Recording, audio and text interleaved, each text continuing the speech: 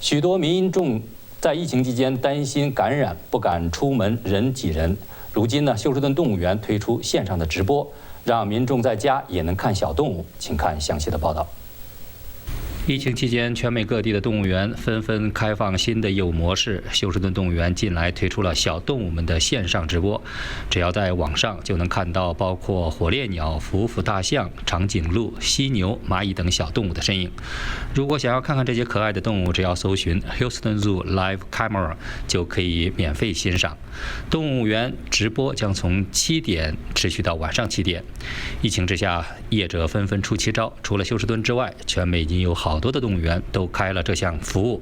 最早是由加州圣地亚哥动物园开始。